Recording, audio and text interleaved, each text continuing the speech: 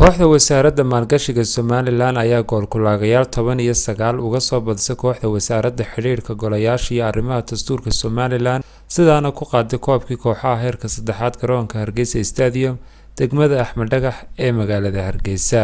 qaybta hore ayaa lagu kala nastay barbare Ebra iyadoo loo gudbay qaybtii dambe ee ciyaarta waxaana kulankan dhexdhexaadiyay ka ahaa Maax Muuse. qaybtii dambe ee ciyaarta ayaa kooxda wasaaradda maalgashiga Somaliland ay heshay goolka furitaanka kulankan waxaana gool-kulaag loo dhigay u dhaliyay Sakariye Muuse loona garan og yahay Sakariye iyo isla qaybtii dambe ee ciyaarta ayaa kooxda wasaaradda dastuurka Somaliland keensatay goolka barbaraha waxaana u dhaliyay Cabdinaasir Rashiid. markii loo gudbay qaybta gool-kulaagyada ayaa kooxda wasaaradda maalgashiga Somaliland ku badisay 19 sidaana iskaga laalaadisay koobkii kooxaha heerka saddexaad ee Hargeysa Stadium uga socday maalmihii ugu dambeeyay. markii ay soo dhamaatay ciyaartaasi ayaa waxa warbaahinta la hadlay wasiirka wasaaradda dastuurka, agaasimaha guud ee wasaaradda maalgashiga iyo wasiirka wasaaradda ciyaaraha Somaliland waxaana yiraahdeen waxaan markii koowaad u mahad celinaynaa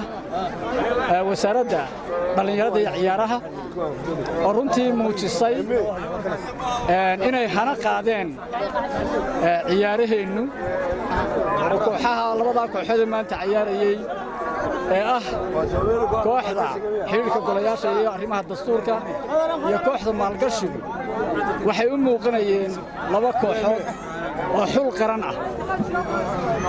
sidaa daraadeed waxaan u mahad celinayaa dhammaan agaasimaha guud bahda wasaaradda ciyaaraha iyo dhalinyarada mahad ballaaran baan u celinayaa taasoo muujinaysa inay dalkeena si wacan uga hana qaaday wasaaradda ciyaaraha iyo dhalinyaradu. marka labaad waxaan runtii u mahad celinayaa labada kooxood oo ciyaarayay oo si saaxiibtinimo akhlaaq iyo ciyaar wanaag muujiyay. kollayba ciyaartu kooxun bay raacdaa kooxun bayna raaci lahayd waxa weeyaan iyadoo waliba lagu kala badiyay si wanaagsan bay runtii u ciyaareen. aad baan ugu mahad celinayaa. halkan waxaan mahad gaar ah uga celinayaa kooxda wasaaradda horumarinta maalgashiga oo maanta ku guuleystay inay koobkan qaataan kooxdii labaad oo ahayd wasaaradda dastuurka iyo xiriirka golayaashana waxaan leeyahay idinka laftarkiinu dadaalkiinu muu yaraan. ciyaartu waa saaxiibtinimo, waa isbarasho, waa barcad iyo barmadow, wax dhibaato ama la isdhexgalka iyo bulshada u kordhinaysa. aad iyo aad baan wasaaradda ciyaaraha ugu hambalyeynaya in ay sameeyaan tartanada noocan ah oo ka hortagaya ka hortagaya inay dhalinyartu balwadaha iyo ay bartaan waxa weeyaan waxyaabaha waqtiga ka luminaya. aad iyo aad baan mar labaad iyo mar saddexaad ugu mahad celinayaa kooxda wasaaradda horumarinta maalgashiga oo maanta halkan koobka ka hanatay. waxaan leeyahay hambaliyo. waxaan halkan uga mahadnaqayaa ku soo dhaweynaya wasiirka wasaaradda dastuurka iyo agaasimaha guud ee wasaaradda maalgashiga maanta labadooda kooxood halkan ku ciyaarayeen. waxaan aad iyo aad uga mahadnaqayaa labadii tiim oo si wanaagsan ciyaar wanaagsan muujiyey.